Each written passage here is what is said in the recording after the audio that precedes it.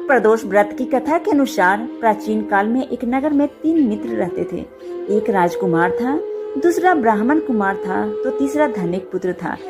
तीनों ही मित्रों का विवाह हो चुका था, लेकिन धनिक पुत्र का गौना अभी बाकी था, जिस कारण से उसकी पत्नी अभी मायके में ही रह रही थी।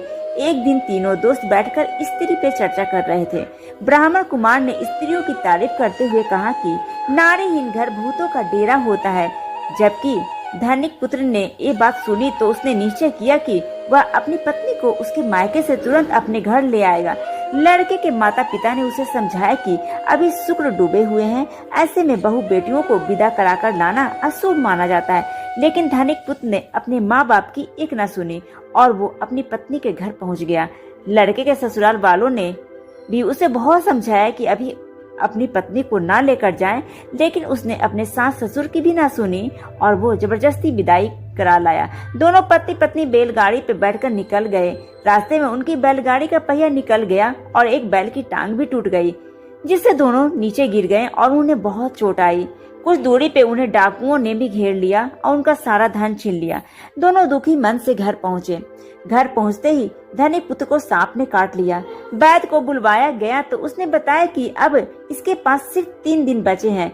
जब ब्राह्मण कुमार को ये समाचार मिला तो उसने धनिक पुत्र के माता पिता को शुक्र प्रदोष व्रत रखने की सलाह दी और कहा कि इसे पत्नी सहित इसके ससुराल भेज दो। ये सारी दिक्कतें शुक्र अस्त के दौरान पत्नी को विदा कराकर लाने के कारण हुई है। यदि ये ससुराल पहुंच जाएगा और आप प्रदोष व्रत रखेंगे तो निश्चित ही सब ठीक हो जाएगा। इसके बाद लड़के को उसके ससुराल भेज दिया गया, जहां जाकर उसकी हालत ठीक हो गई। शुक्र प्रदोष व्रत के कारण धनिक पुत्र के सारे कष्ट दूर हो गए। आइए अब इसकी पूजा विधि जानते हैं। स्नान और शुद्धिकरण। सुबह जल्दी उठकर स्नान करें और शुद्ध वस्त्र धारण करें। पूजा सामग्री। भगवान शिव की पूजा के लिए बेलपत्र, अक्षत यानी कि चावल, गंगा जल, धूप, दीप, फूल आदि सामग्री एकत्रित करें। प्रदोष काल में पूजा। सूर्यास्त के समय प्रदोष काल में भगवान शिव की विधि विधान से पूजा करें। मंत्र जाप और कथा। ओम नमः शिवाय मंत्र का जाप करें और प्रदोष व्रत कथा का पाठ करें। शिव आरती। अंत में भगवान शिव की आरती करें। पीपल के वृक्ष के नीचे दीपक जलाना।